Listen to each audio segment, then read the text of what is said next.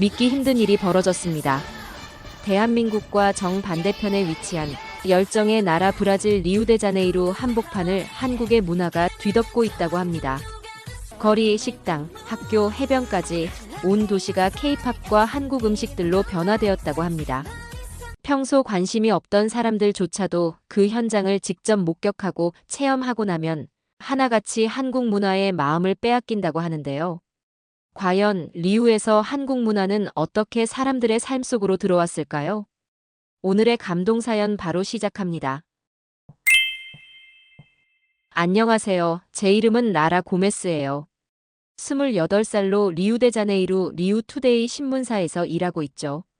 오늘 아침 신문사에 도착했을 때만 해도 평소와 다를 바 없는 하루가 될 줄 알았어요. 뜨거운 리우의 태양이 창문으로 쏟아져 들어오는 사무실에서 다음 문화면 기사 주제를 고민하고 있었죠. 유럽 예술 전시회에 관한 특집을 준비하고 있었는데 갑자기 편집장 페드로가 커피 한 잔을 들고 제 책상 앞에 턱하니 나타났어요. 라라, 다음 특집 주제는 한국 문화로 가자. 순간 제 귀를 의심했어요. 한국이라고요? 유럽 문학과 예술을 전공한 저에게 한국은 중국에 붙어있는 그냥 작은 나라 정도로 생각하고 있었거든요. 내가 알던 30년 전의 한국은 후진국에서 갓 벗어난 나라인데 이 후진국의 문화가 왜 이렇게 오래 가는 거야? 네가 가서 직접 한번 알아봐. 편집장의 말은 한국을 무시하는 명백한 말투였어요. 저 또한 한국은 그냥 요즘 유행일 뿐일 텐데 굳이 취재할 필요가 있을까? 라는 생각뿐이었죠. 사실 저는 라틴 문화와 유럽 예술을 다루는 특집 기사를 준비하고 있었거든요. 그런데 갑자기 한국이라니 정말 어이가 없더라고요. 페드로, 한국 문화를 취재할 가치가 있을까요? 저는 지금 피카소와 레오나르도 다빈치에 관한 특집을 준비하고 있었는데요. 편집장은 창밖을 가리키며 말했어요. 밖을 한번 둘러봐. 리우가 어떻게 변하고 있는지 보이지 않아? K-팝, 한국 드라마, 한국 음식, 우리 도시 곳곳에 한국 문화가 스며들고 있어. 그리고 유행이라기엔 너무 오래 가고 있어. 반신반의하며 그날 오후 취재를 시작하기 위해 리우 시내로 나갔어요. 그런데 정말 놀랍게도 페드로의 말이 맞았어요. 거리 곳곳에 한국 음악이 흘러나오고 쇼핑몰마다 한국 브랜드 광고가 붙어 있었거든요. 심지어 길거리 음식점에서도 한국식 치킨이라는 간판을 달고 있는 걸 봤는데 그 앞에 사람들이 줄까지 서 있는 거예요. 저기요, 한국 치킨이 그렇게 맛있나요? 줄 서 있는 젊은이에게 물어봤어요. 당연하죠. 바삭바삭한데 달콤하고 매콤한 소스가 환상이에요. 한국 드라마에서 봤는데 직접 먹어보니 정말 맛있더라고요. 브라질 사람들이 한국 음식을 이렇게 좋아한다니 정말 신기했어요. 더 놀라운 건 그들이 한국 드라마까지 본다는 사실이었죠. 큰 쇼핑몰에 들어가니 한국 화장품 매장 앞에 젊은 여성들이 모여 있었어요. 화장품 용기는 알록달록 귀여웠는데 가격이 꽤 비싸 보였어요. 그런데도 사람들이 망설임 없이 구매하고 있었죠. 한국 화장품이 왜 이렇게 인기가 많아요? 매장 직원에게 기자 신분증을 보여주며 물어봤어요. 아, 기자분이시군요. 한국 화장품은 품질이 정말 좋아요. 그리고 무엇보다 한국 연예인들의 피부가 워낙 좋으니까 다들 그 비결을 알고 싶어 하시죠. 거리를 더 걷다 보니 젊은이들이 모여있는 카페가 보였어요. 들어가 보니 벽에는 한국 아이돌 포스터가 가득했고 텔레비전에서는 한국 음악 프로그램이 나오고 있었어요. 브라질 사람들이 한국 노래를 따라 부르는 모습이 너무 어색하게 느껴졌죠. 유럽 문화가 아닌 다른 문화, 그것도 아시아의 작은 나라 문화가 우리 브라질을 사로잡다니. 저녁이 되어 숙소로 돌아왔을 때 노트북을 펼쳐 처음으로 한국 문화를 검색해봤어요. 수많은 영상과 기사들이 쏟아져 나왔죠. 한류, K-팝, 한국 드라마, 한식. 이 모든 것들이 전 세계적으로 인기라는 사실에 놀랐어요. 다음 날 아침, 편집장 페드로에게 첫 취재 보고를 마치고 더 깊이 파고들라는 지시를 받았어요. 페드로의 말은 분명했죠. 표면적인 현상이 아니라 그 속에 담긴 진짜 이야기를 찾아봐. 그래서 저는 곧장 코파카바나 해변으로 향했어요. 리우의 상징과도 같은 곳이지만 지금 현재 브라질에서 가장 한국 문화의 열기가 뜨거운 곳이라고 전해 들었거든요. 아침 일찍인데도 해변은 이미 활기찼어요. 일출을 보며 조깅하는 사람들, 요가를 하는 사람들 사이로 눈에 띄는 무리가 있었죠. 20명 정도의 청소년들이 모여 음악에 맞춰 춤을 추고 있었어요. 가까이 다가가니 한국 노래였어요. 하나, 둘, 셋, 넷, 구령에 맞춰 완벽한 동작으로 춤을 추는 모습이 정말 프로 같았어요. 안녕하세요. 잠시 인터뷰 좀 할 수 있을까요? 음악이 끝나자 다가가서 말을 걸었어요. 아, 기자님이세요? 저희 K-팝 댄스팀 리우 K-스타즈예요. 17살쯤 되어 보이는 소녀가 반갑게 대답했어요. 그녀의 이름은 가브리엘라였는데 3년 전부터 K-팝에 빠져 매일 아침 여기서 연습한다고 했어요. 팀원들은 10대부터 20대 초반까지 다양했고 모두 학교나 직장일과 병행하면서도 열정적으로 활동하고 있었죠. 한국 아이돌처럼 춤추려면 정말 많은 연습이 필요해요. 하루에 최소 3시간은 연습하죠. 놀라웠어요. 이렇게 다른 문화권에, 그것도 다른 언어의 음악에 브라질 청소년들이 이토록 열정을 쏟는다니요. 그들은 K-팝 가사를 완벽하게 외우고 있었고 한국어 발음도 꽤 정확했어요. 다음 달에 있는 리우 K콘이라는 한류 페스티벌에서 공연할 거예요. 기자님도 오세요. 라고 초대받았죠. 해변을 떠나 그들이 알려준 리우 K콘 페스티벌 준비 현장으로 향했어요. 시내 대형 전시장에서는 행사 준비가 한창이었어요. 한국 음식, 패션, 화장품, 드라마, 게임까지 모든 한국 문화를 한자리에서 볼 수 있는 대규모 행사였죠. 작년에는 5천 명이 왔는데 올해는 10,000명 이상 올 것 같아요. 행사 담당자 카를로스가 자랑스럽게 말했어요. 그런데 정말 놀라운 건 행사 준비를 돕는 자원봉사자들의 면면이었어요. 10대부터 60대까지 정말 다양한 연령대의 사람들이 있었거든요. 특히 50대로 보이는 여성분들이 한국 음식 체험관 준비를 열심히 하고 있었어요. 저기 분들은 어떻게 한국 문화에 관심을 갖게 되셨어요? 카를로스에게 물었어요. 아, 저쪽은 한마음 동호회 회원들이에요. 주로 40, 50대 주부님들인데 한국 드라마를 보다가 한국 문화에 푹 빠지셨대요. 한국어도 배우고 요리도 배우시죠. 저기 가서 직접 물어보세요. 특히 마르시아 씨가 열정적이에요. 용기를 내서 한마음 회원들에게 다가갔어요. 마르시아라는 여성이 김치 담그는 시연을 준비하고 있었죠. 안녕하세요. 리우투데이 기자 라라입니다. 인터뷰 좀 해도 될까요? 아이고, 반가워요. 그녀가 한국말처럼 대답하는 모습이 재밌었어요. 저는 마르시아예요. 한국 문화에 관심 있으세요? 마르시아는 55세 주부로 2년 전 코로나 기간에 넷플릭스에서 우연히 본 사랑의 불시착이라는 드라마를 계기로 한국 문화에 빠졌다고 했어요. 처음엔 단순히 드라마 한 편이었는데 어느새 한국어를 배우고 한국 음식을 만들고 심지어 한국 역사까지 공부하고 있었죠. 처음에 김치는 너무 맵고 냄새가 강해서 먹기 힘들었어요. 하지만 지금은 김치 없인 못 살아요. 브라질 재료로 응용한 제 특제 김치도 개발했답니다. 마르시아가 자랑스럽게 말했어요. 그녀의 폰을 보니 집에서 담근 김치 사진이 가득했어요. 정말 대단했죠. 한국 문화에 대한 이런 깊은 몰입은 단순한 유행이라고 보기 어려웠어요. 한국 문화에 뭐가 이렇게 매력적인가요? 궁금해서 물었어요. 한국 드라마에는 우리 브라질 문화와는 다른 특별한 감성이 있어요. 가족의 소중함, 정이라는 감정, 그리고 어려움을 극복해가는 이야기가 마음에 와닿아요. 한국은 전쟁 후 완전히 폐허였는데 이제는 세계적인 나라가 됐잖아요. 그 회복력이 정말 존경스러워요. 마르시아의 말에 깊은 인상을 받았어요. 그녀 옆에는 10살 정도 된 손녀도 있었는데 할머니와 함께 K-팝 댄스를 배우고 있다고 했어요. 세대를 뛰어넘는 문화 현상이었죠. 페스티벌 현장을 나오면서 정말 많은 생각이 들었어요. 이건 제가 처음 생각했던 것처럼 단순한 유행이 아니었어요. 브라질 사람들은 한국 문화 속에서 뭔가 자신들의 삶과 연결되는 가치를 발견한 것 같았거든요.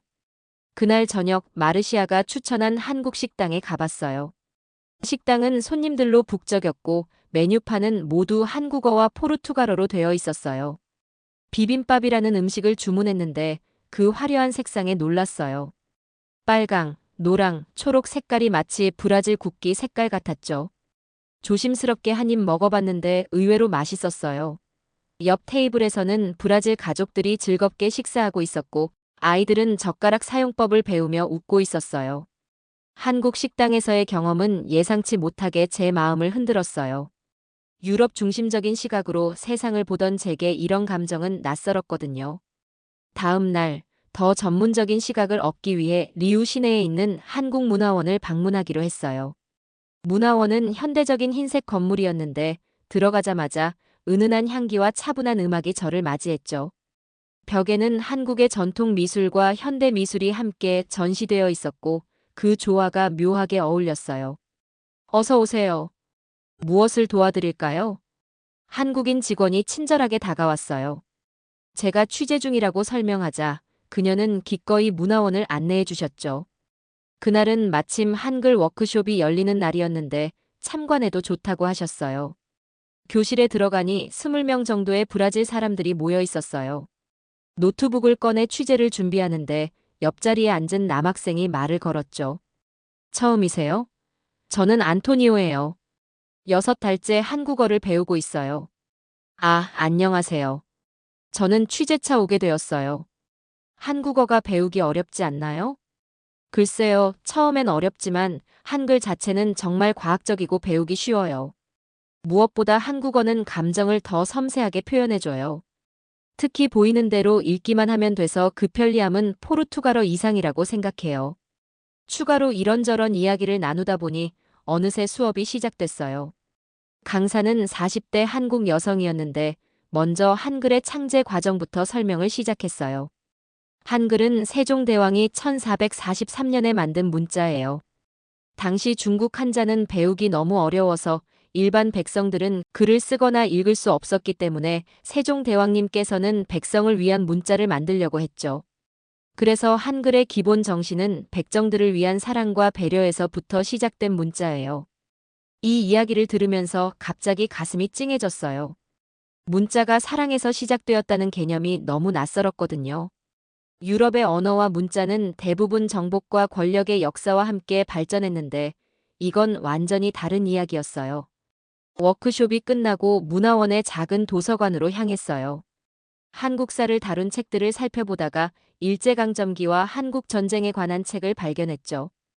호기심에 페이지를 넘기는데 잔인한 역사의 장면들이 제 마음을 무겁게 했어요. 한국은 참 많은 아픔을 겪었고 큰 아픔을 딛고 일어났구나. 한강의 기적이라고 불리는 경제성장은 정말 세계사에서 유례없는 일이라고 생각됐죠.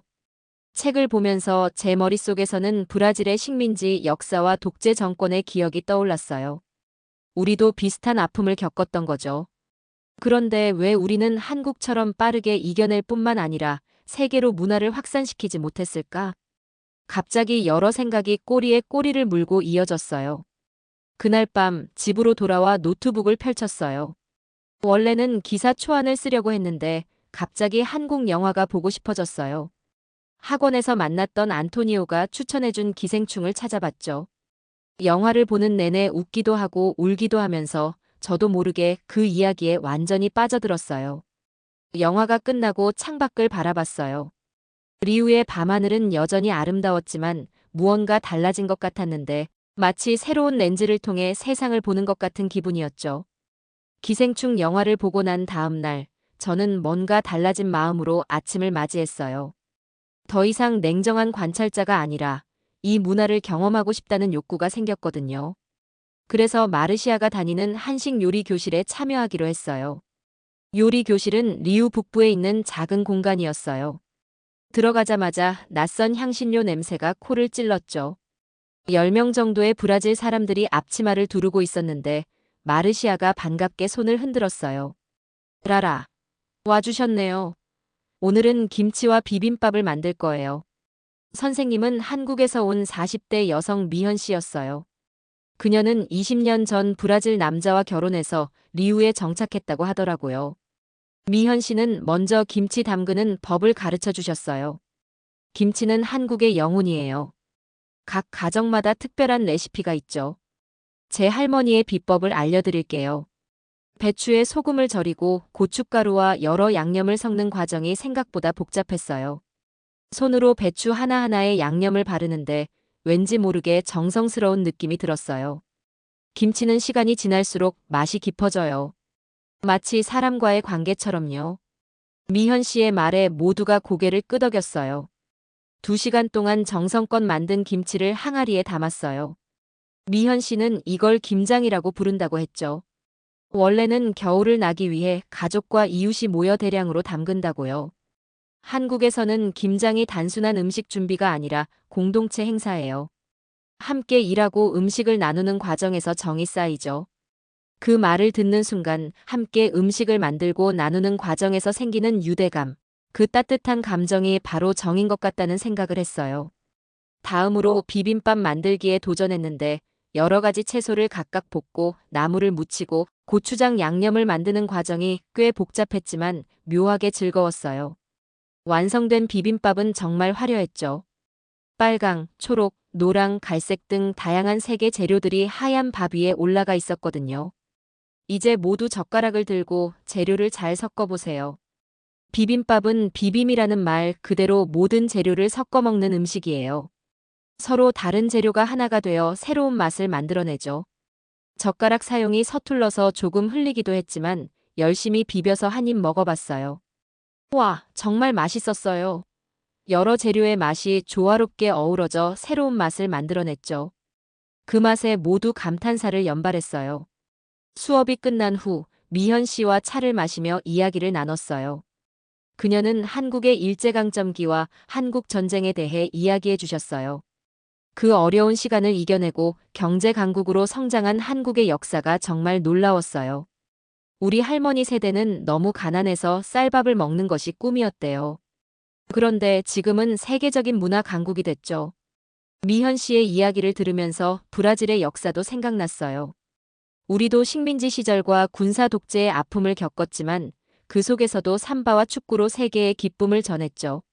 어쩌면 이런 공통점이 브라질 사람들이 한국 문화에 공감하는 이유일지도 모른다는 생각이 들었어요. 요리 수업을 다녀온 후 저는 드디어 진심이 담긴 기사를 완성했어요. 제목은 리우에 핀 한국의 꽃 단순한 유행을 넘어 우리의 삶이 된 한류였죠. 객관적인 분석보다는 제가 직접 경험하고 느낀 감정과 생각들을 솔직하게 담았어요. 예전에 라라라면 절대 쓰지 않았을 글이었죠. 편집장 페드로에게 메일로 보내고 마음 한구석에선 걱정이 되기도 했어요. 너무 주관적인 기사 아닐까? 페드로가 퇴짜를 놓으면 어쩌지? 그런데 다음날 아침 신문사에 도착하자마자 페드로가 커피 한 잔을 들고 제 책상으로 달려왔어요. 라라, 내 기사 대박이야. 온라인판에서 공유수가 벌써 1000개를 넘었어. 페드로의 손에는 제 기사가 실린 신문이 들려 있었어요. 일면 문화면에 크게 실렸더라고요. 너무 놀라서 말도 제대로 나오지 않았어요. 독자들의 반응이 뜨겁네. 댓글이 폭주하고 있어. 자리에 앉아 온라인 기사의 댓글들을 읽어봤어요. 정말 다양한 사람들이 저마다의 한국 문화 경험을 나누고 있었죠. 한국 드라마를 보면서 돌아가신 할머니의 정이 생각나 한참을 울었다거나 60대 할머님이 케이팝이 좋아 춤을 배우기 시작했다는 글은 제 마음을 따뜻하게 만들었어요. 그날 오후 제 기사를 보고 지역 라디오 방송국에서 전화가 왔어요. 한국 문화에 대한 제 경험을 나누는 인터뷰를 해달라는 거였죠. 처음엔 긴장됐지만 막상 마이크 앞에 앉으니 자연스럽게 말이 흘러나왔어요. 한국 문화는 단순한 유행이 아니에요.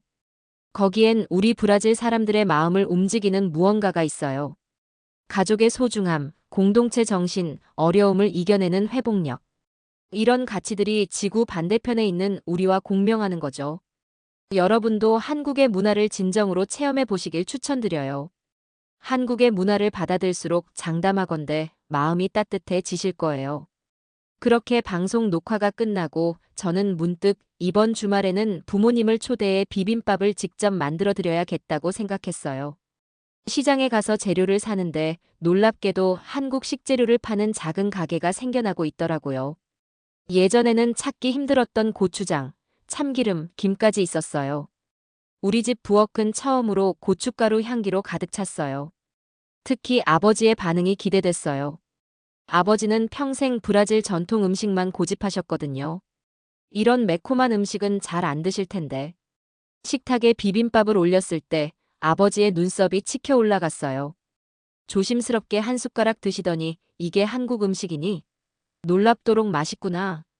어머니도 매콤한 고추장 맛에 반하셨고 같이 먹은 불고기에는 정말 맛있다며 포장해 달라고 하셨죠. 라라, 내가 이렇게 요리도 잘하다니. 한국 취재가 너한테 정말 좋은 변화를 가져왔구나. 저녁 식사 후 가족들과 함께 런닝맨이라는 한국 예능을 봤어요. 자막 없이도 웃음이 터져 나왔죠. 아버지는 특히 신체놀이에 폭소를 터뜨리셨어요. 그날 밤 문화의 장벽을 넘어 웃음과 감동은 세계적으로도 공통점이 있다는 걸 다시 한번 느꼈어요. 늦은 밤 창문을 열고 리우의 밤하늘을 바라보니 멀리서 삼바 리듬이 들려왔고 제 방에서는 조용히 한국 발라드가 흘러나오고 있었죠. 두 음악이 묘하게 어우러지며 하모니를 이루는 듯 했어요. 낯설었던 문화가 어느새 편안한 일상이 된 거죠. 처음엔 그저 트렌드일 거라 여겼던 한류. 그러나 그 안에는 단순한 유행을 넘어 사람을 잇는 정, 어려움을 함께 견디는 회복력, 그리고 서로 다름을 존중하며 어우러지는 아름다움이 있었습니다. 한국의 문화는 그렇게 제 삶에 자연스럽게 녹아들었습니다. 이제 저는 매일 아침 K-팝으로 하루를 열고 주말이면 비빔밥을 만들며 가족들과 웃고 가끔은 한국 드라마와 영화를 보며 울기도 합니다. 문화란 결국 사람과 사람 사이를 잇는 다리라는 걸 배웠습니다. 한국과 브라질, 지구 반대편 두 나라의 마음이 그렇게 이어졌습니다. 어쩌면 이 이야기의 진짜 끝은 제가 아닌 지금 이 영상을 보고 있는 여러분의 마음속에서 다시 시작되는 것일지도 모릅니다. 오늘도 우리 모두의 일상에 누군가의 이야기가 스며들어 조금 더 따뜻해지기를 바랍니다. 오늘의 사연 잘 시청하셨나요? 오늘 소개된 사연이 여러분의 마음을 따뜻하게 만들었다면 구독과 좋아요를 눌러주세요. 여러분의 구독과 좋아요는 영상을 제작하는 데 있어 정말 큰 힘이 됩니다. 그럼 지금까지 감동 스폰서였고요. 끝까지 시청해주셔서 감사합니다.